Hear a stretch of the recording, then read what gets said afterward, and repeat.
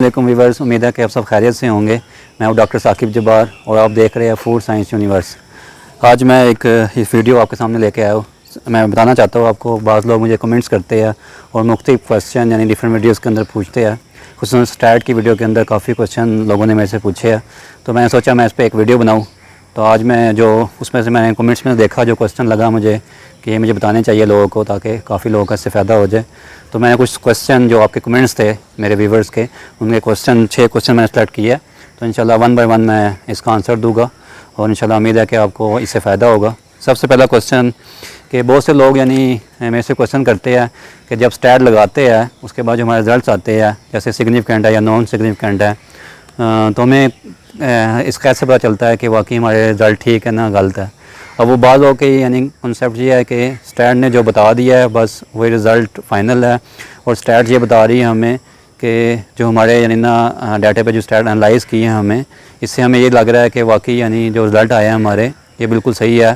तो उनको ये कन्फ्यूजन हो जाती है कि अगर सिग्निफिकेंट आ रहा है तो रिज़ल्ट सही है कि नहीं है, या नॉन सिग्निफिकेंट आ रहे हैं तो रिज़ल्ट सही है कि नहीं है। तो मैं एक चीज़ यहाँ पे क्लियर करना चाहता हूँ कि स्टैट जो सॉफ्टवेयर है ये आपके डाटे को सिर्फ एनालाइज़ करता है, कि जैसे आप वैल्यू इसमें ऐड करेंगे उसके मुताबिक इसने डाटे को एनालाइज़ करना है और आपको डाटा इस फॉर्म में देना है कि आपका डाटा रीडेबल हो, कि आप इजीली यानी जो ट्रेंड है डाटे का वो जज कर सके। स्टैट हमें ये नहीं बताती कि आपका डाटा गलत है या सही है।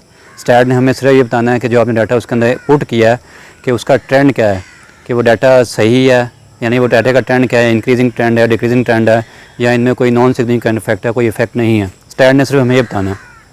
तो एक चीज़ यहाँ पे क्लियर करनी चाहिए आपको कि स्टैट में डाटा के जब एनालाइज़ करते हैं तो उसका मकसद सिर्फ यही होता है कि हमें ये चीज़ क्लियर है, हमें ये चीज़ समझ आ जाए कि हमारे डाटे का ट्रेंड क्या है। तो बाद लोगों को बड़ी कन्फ्यूजन होती है, वो समझते हैं कि पता नहीं नॉन सिग्निफिकेंट में रिज़ल्ट आ गया तो ये सही है, या सिग्निफिकेंट रिज़ल्ट आ गया तो ये सही है।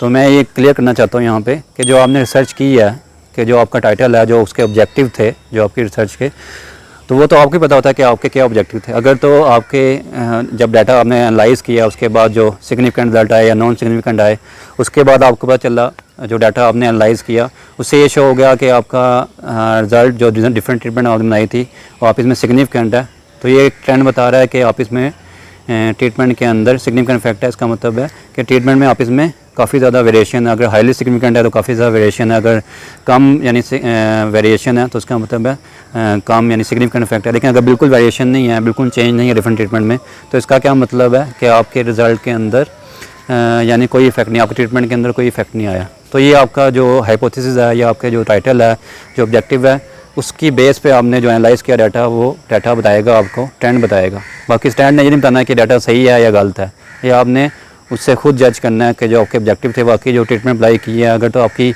LSD लगाने के बाद जो अल्फ़ाबेटिकली यानी लगाने के बाद डिफरेंट अल्फ़ाबेट हर ट्रीटमेंट के साथ डिफरेंट अल्फ़ाबेट आ रहे हैं, तो उसका मतलब है आपके ट्रीटमेंट के अंदर सिग्निफिकेंट इफेक्ट है। और दूसरा क्वेश्चन, ये बड़ा यानी कॉमन क्वेश्चन कमेंट्स के अंदर मुझे आया कि बाज़ दफ़ा नहीं ऐसा होता है कि ट्रीटमेंट्स आप बनाई हुई आपने ना, बाज़ दफ़ा ऐसा होता है कि ट्रीटमेंट ही आपके सारे फैक्टर को शो कर रही होती है।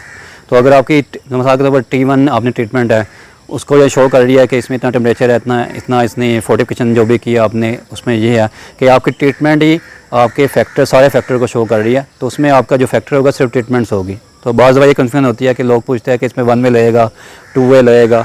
तो ये भी चीज़ मैं क्लियर कर दूँ कि अगर आपकी ट्रीटमेंट आपके सारे फैक्टर को शो कर रही है तो वहाँ पे आपकी सिर्फ ट्रीटमेंट एक फैक्टर है और वहाँ पे आपका 1 वे नोवा लगेगा। तो ये चीज़ आपके जहन में क्लियर होनी चाहिए। अगर तो आपकी यानी फॉर एग्जांपल आपके 2 फैक्टर है, फॉर एग्जांपल आपकी ट्रीटमेंट है, उसके बाद आपने स्टोरेज भी की, स्टडी की, तो ये दूसरा फैक्टर हो गया, तो वहाँ पे 2 वे लगेगा। फिर आपने यानी डिफरेंट टेम्परेचर पे उसको स्टडी किया तो ये 3 वे हो जाएगा। लेकिन अगर आपने T1 को शो कर रहे हैं कि उसके अंदर 0 डे स्टोरेज भी आ रही है, ठीक है, उसके अंदर आपकी टेम्परेचर भी आ रहा है, कि T1 आप लिखते हैं बाज़ आप लिखते हैं नोट में T1 इज़ इक्वल टू कि T1 किस चीज़ को प्रेजेंट कर रहा है। तो अगर उसमें यानी सारी चीज़ें आप शो कर रहे हैं तो उसका मतलब है आपके सारे फैक्टर ट्रीटमेंट के अंदर ही शो हो रहे हैं। तो इसलिए यानी आपके अलग से कोई फैक्टर नहीं है, बल्कि ट्रीटमेंट ही आपका एक फैक्टर है। लेकिन अगर सेपरेट है, जैसे मैंने बताया स्टोरेज अलग है, टेम्परेचर अलग है, तो फिर आपके फैक्टर्स काउंट होते हैं और उसके मुताबिक आपका इनामा लगेगा। ठीक है। और थर्ड क्वेश्चन की तरफ आते हैं। स्टूडेंट ने बहुत यानी ये कमेंट्स के अंदर मुझे क्वेश्चन किया कि LSD और टकी टेस्ट में फ़र्क क्या होता है। तो मैं एक चीज़ क्लियर कर दूं यहाँ पे, जो इंटरनेशनल जर्नल जितने भी पब्लिश हो रहे हैं रिसर्च पेपर जर्नल्स के अंदर, उसमें मोस्टली जो रिसर्चर यूज़ कर रहे हैं वो LSD यूज़ कर रहे हैं। ٹکی جو ٹیسٹ ہے یہ بہت کم یوز ہوتا ہے. ٹکی ٹیسٹ میں ایک مسئلہ یہ ہے کہ جب ہم یعنی کمپیریزن کرتے ہیں ٹکی ٹیسٹ کے ذریعے تو وہ یعنی جو سگنیفیکنٹ افیکٹ ہوتا ہے اس کو بھی نان سگنیفیکنٹ کر دیتا ہے. تو اس لیے یعنی موسٹلی جو لوگ پریفر کرتے ہیں LSD کو کرتے ہیں. تو میرے بھی آپ سے ریکویسٹ ہے کہ جب بھی آپ ڈاٹا کو انالائز کریں اس کے بعد پیئر وائر کمپیریزن کریں تو کوشش کریں کہ LSD یوز کریں. اور باقی جو 4 کوسچن یہ اکثر کمنٹس میں آیا کہ RSM پہ بھی آپ ویڈیو بنائیں. تو انشاءاللہ میں اس پہ بھی ایک ویڈیو بناؤں گا نیکسٹ میری ویڈیو میں. انشاءاللہ میں کوشش کروں گا کہ RSM پہ بھی ایک کمپلیٹ یعنی ڈیٹیل میں ویڈیو بناؤں. لیکن RSM میں اس لیے اسٹوڈنٹس کو پریفر نہیں کرتا کہ RSM کا ایک ایشو یہ ہے کہ اکثر جنرل اس کو ریکمینڈ نہیں کرتے, پیپر پبلش نہیں ہوتا. تو میں موسٹلی یعنی لوگوں سے یہ ریکویسٹ کرتا ہوں کہ اگر آپ کے ڈاٹے پر 1 وے نووا یا 2 وے نووا لگ سکتا ہے تو آپ کوشش کریں RSM کی طرف نہ جائیں. اور RSM لگتا کہاں پہ ہے کہ اگر آپ کے پاس جو آپ کے فیکٹر ہے 3 سے زیادہ فیکٹر ہے, 2 سے زیادہ فیکٹر ہے یا 3 فیکٹر ہے یا 4 فیکٹر ہے تو کوشش کریں RSM وہاں پہ لگائیں. اور موسٹلی پیپل RSM لگاتے ہوئے غلطی کرتے ہیں جو مجھے اکثر یہ دیکھنے میں ہے کہ اسٹوڈنٹ نے ریسرچ کر لی اس کے بعد کہتے ہیں کہ ہم نے ڈاٹے کو RSM کے ذریعے انالائز کرنا ہے. ایسا کبھی بھی نہیں ہوتا. جو RSM ماڈل ہے یہ آپ کو ریسرچ کرنے سے پہلے لگانا پڑتا ہے. یہ ماڈل ہے کہ اس میں آپ اپنا بتاتے ہیں کہ میرے اتنے فیکٹر ہے اور یہ ان کی یعنی ڈفرینٹ یعنی کنڈیشنز ہے وہ ساری سافٹ ویئر کے ایڈ کرتے ہیں. اس کے بعد RSM سافٹ ویئر جو آپ کو بتاتا ہے کہ آپ کی کتنی ٹریٹمنٹ ہوگی, آپ نے کیسے ٹریٹمنٹ پلان کو آگے لے کے جانا ہے. تو ٹریٹمنٹ جو پلان ہے وہ RSM سافٹ ویئر آپ کو خود بنا کے دے گا. تو RSM کے اندر بیسیکلی ریسرچ کرنے سے پہلے آپ کو اپنے اس سافٹ ویئر کے اندر بتانا پڑتا ہے, وہ سارے ٹریٹمنٹ پلان آپ کو بنا کے دیتا ہے. تو جب بھی آپ یعنی کوشش کریں جب RSM لگا رہے ہیں تو ریسرچ کرنے سے پہلے RSM لگائیں اس سافٹ ویئر کے اندر تاکہ آپ کو ٹریٹمنٹ پلان مل جائے اور اس کو فالو کرتے ہوئے آپ اپنی ریسرچ کو آگے بڑھائیں. اور 5th کوسچن ہے PCA کے بارے میں کہ پرنسپل کمپوننٹ انالیسس, اس میں کون سا ڈاٹا ہم یوز کرتے ہیں. تو اس میں کوشش جو اسٹیٹ لگاتے ہیں 1 وے نووا یا 2 وے نووا اس میں آپ لگاتے ہیں 3 ریپلیکیشن چاہیے ہوتی ہے آپ کو نا, جب 1 وے نووا لگا رہے ہیں یا 2 وے لگا رہے ہیں. لیکن جو PC ہے اس میں جو آپ کے فائنل ٹیبل بنتے ہیں جس میں مین ویلیوز آپ نے دی ہوتی ہے تو فائنل ریڈنگس کے ساتھ یعنی PCA لگاتے ہیں. منی ٹیب میں نے ایک ویڈیو بنائی ہوئی ہے, میں لنکس میں اپنے ڈسکرپشن کے اندر لنکس بھی دے دوں گا, وہاں سے آپ دیکھ سکتے ہیں کہ PCA کے اندر ہم وہ ویلیو مین ویلیو یوز کرتے ہیں جو آپ کا فائنل ٹیبل بنتا ہے.